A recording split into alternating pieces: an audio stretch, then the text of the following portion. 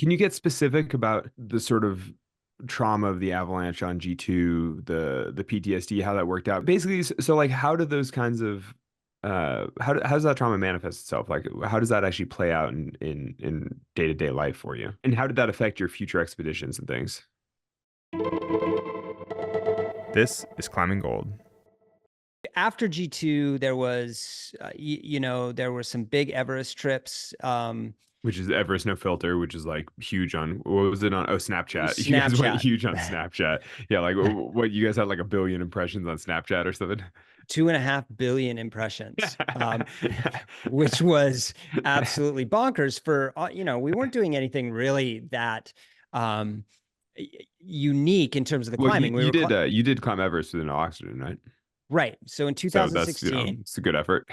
it's a good, yeah. I mean, we climbed Everest without oxygen by the standard route on the north side. I don't want to diminish it, but like also for a climbing audience, I want to be very clear that, um, this was not like a groundbreaking Yeah, ascent. it wasn't Everest cutting edge, without oxygen. but it's still pretty proud.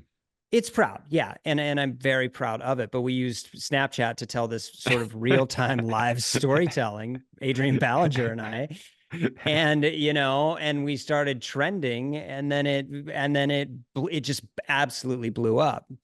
Then in 2018, I kind of took a year off and started training for a new route. Topo and I were going to try to do a new route on Everest on the Northeast Face, which we tried in 2019. Spent an open bivvy just below 25,000 feet, which was so heinous. And then the next day started climbing up, the wind closed in and we descended. Cut to COVID, train again for 2 years. Every season gets canceled. We decide to try a new route on the Northwest Ridge face of Dhaulagiri. We go, and I have a mixed bipolar episode at base camp, and I shock the whole team. And I was just like, I'm fucking done with this, all of it. And I just walked away. Yeah, So that I was the mean, end of it. that was the end of it. I mean, so I mean, it's and this is all covered in the book, which is all incredible. But to just to give some context, the when in bipolar 2 and bipolar in general, when you're in an episode, the speed with which you think, so these racing thoughts, they are so torrential and so fast that it's jarring and can be sort of discombobulating. There's a tremendous amount of noise in your brain. So the thoughts that are recycling might be very, very normal thoughts about like, I'm going to die. This is too day.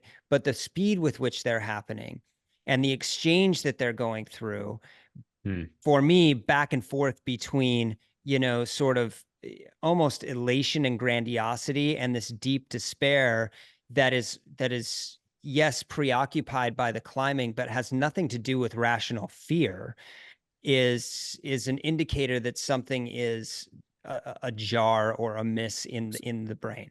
So you're describing your mental state felt like class five rapids Yeah. instead of a placid pool. Because I'm like that is a good description. Because I'm like, when I'm in base camp and I look up at something and I'm filled with fear, my internal the speed of my thoughts is still like a placid pool. It's still like Right. very slow, very, you look up and you're like, wow, that's Yeah. scary, but it's still kind of peaceful in its own way. And so what Well, you're describing is like a raging torrent of nonstop, just like like bouncing back and forth.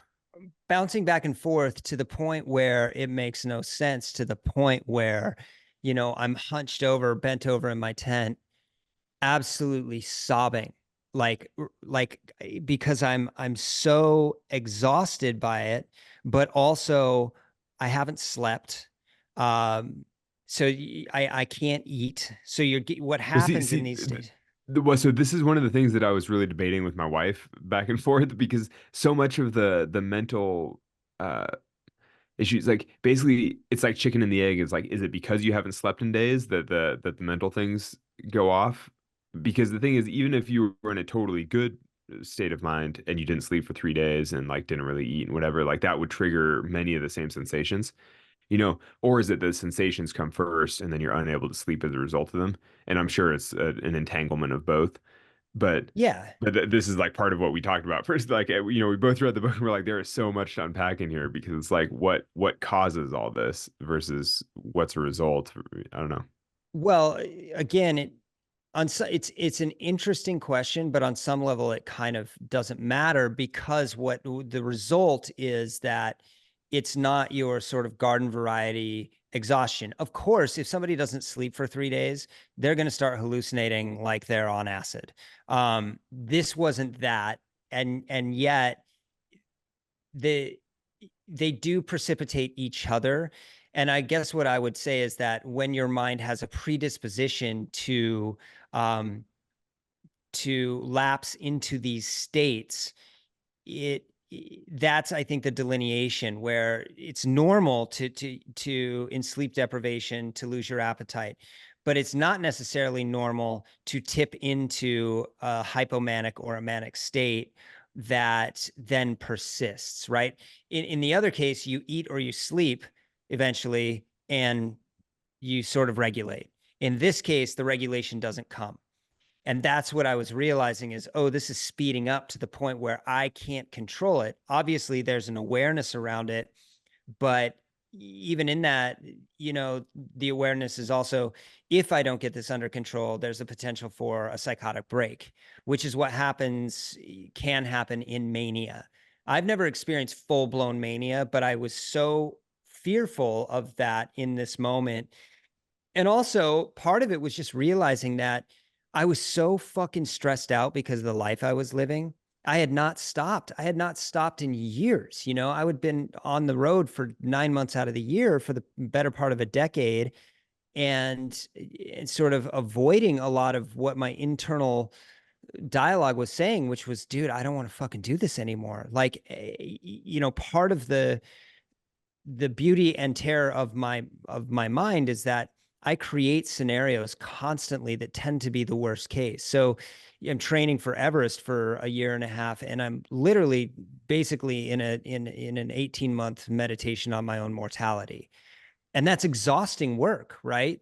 You Whereas somebody like you, I'd imagine, yes, you're having those thoughts. You're gearing up for the big free solo on El Cap, right? But your management of those things is more regulated Mhm. and you're more capable of holding that space and also not ruminating. So rumination being a part of the bipolar or ADHD mind, sort of can get you stuck in these thought cycles.